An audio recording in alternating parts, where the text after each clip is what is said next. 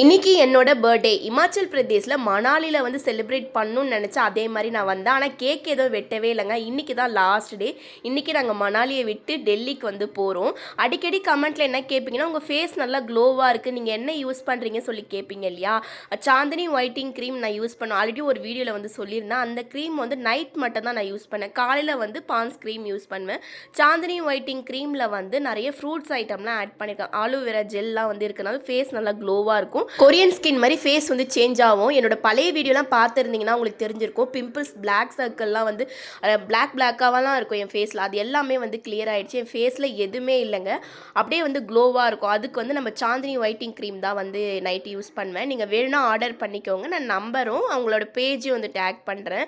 இன்றைக்கி பர்த்டே இல்லையா, ரெடி ஆகிட்டு கீழே வந்து போகிறோம். பிரேக்ஃபாஸ்ட் வந்து சாப்பிட்டுட்டு இன்றைக்கி லாஸ்ட் டே குள்ளுக்கு வந்து கூட்டிகிட்டு போகிறேன்னு சொல்லியிருக்காங்க. அங்கே வந்து கொஞ்சம் இடம்லாம் இருக்காங்கலாம் வந்து போவோம். அதெல்லாம் நான் வீடியோ வந்து எடுத்திருக்கேன். எல்லாமே வந்து நான் ஷேர் பண்ணுறேன். சின்ன வயசுலேருந்தே ஸ்கூல் படிக்கிற வரைக்கும் எங்கள் வீட்டில் கேக் வாங்கி வெட்டுவாங்க. எங்கள் அக்கா பர்த்டேக்கெலாம் வெட்டினதில்லை.